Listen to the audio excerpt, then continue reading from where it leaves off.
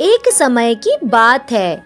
एक गांव में एक व्यापारी रहता था। वह अपना पेट भरने के लिए गांव-गांव जाकर टोपियां बेचा करता था। वह रोज सुबह एक बड़ी सी टोकरी में टोपियां लेकर निकलता था। उन्हें बेचकर वह शाम तक अपने घर वापस आ जाता था। एक सुबह वह अपनी टोकरी में रंग बिरंगी टोपियां लेकर निकला। एक गांव में टोपियां बेचने के बाद वह दूसरे गांव की ओर जा रहा था। चलते चलते वह बहुत थक गया था। उस रास्ते से गुजरते समय एक जंगल भी पड़ता था। जंगल में उसे एक बरगद का पेड़ दिखाई दिया। उसने सोचा, क्यों ना पेड़ के नीचे बैठकर आराम कर लिया जाए। व्यापारी बहुत थका हुआ था।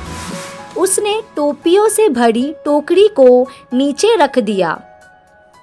फिर सिर से टोपी को उतारकर नीचे रखा और गले से गमछे को उतारकर जमीन पर बिछा दिया और उस पर लेट गया। उसके बाद व्यापारी गहरी नींद में सो गया था। जिस पेड़ के नीचे व्यापारी सो रहा था, उसी पेड़ पर बहुत सारे बंदर रहते थे।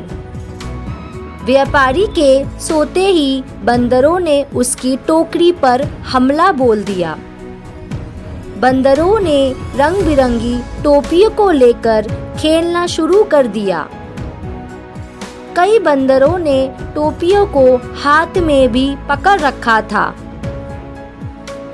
बंदरों की उछल कूद से वहां शोर हुआ तो व्यापारी की नींद खुल गई।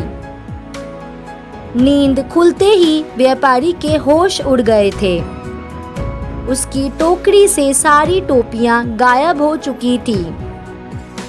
सभी बंदर हाथ में टोपी लिए हुए व्यापारी की ओर देख रहे थे। व्यापारी ने ऊपर बंदरों की ओर देखा तो उसे सब समझ आ गया था। व्यापारी परेशान हो गया। वह सोच में पड़ गया कि अब टोपियां ना बेच पाने के कारण उसका कितना नुकसान हो जाएगा।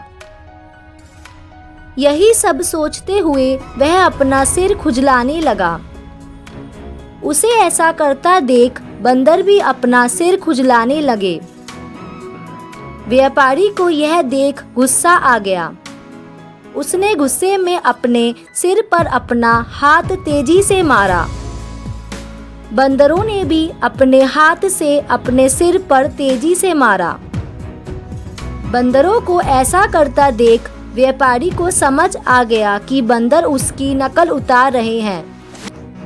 अब व्यापारी को एक तरकीब सूझी जिससे वह अपनी टोपियां वापस ले सकता था। अब उसने जिस टोपी को सोते वक्त सिर के नीचे रखा था, उसको सिर पर पहन लिया। बंदरों ने भी झट से हाथों में पकड़ी हुई टोपियां सिर पर पहन ली। अब व्यापारी ने सिर पर पहनी टोपी को जमीन पर फेंक दिया। बंदरों ने भी व्यापारी की नकल उतारते हुए अपने सिर पर पहनी हुई टोपियां जमीन पर फेंक दी। व्यापारी की तरकीब काम कर गई थी। उसने जल्दी जल्दी सारी टोपियां इकट्ठी की। टोकरी में सभी टोपियां को रखने के बाद व्यापारी वहां से तुरंत उन्हें बेचने के लिए दूसरे गांव की ओर चल दिया। दोस्तों, इस कहानी से हमें यह सीख मिलती है कि परिस्थिति चाहे जैसी भी हो, हमें घबराना नहीं चाहिए।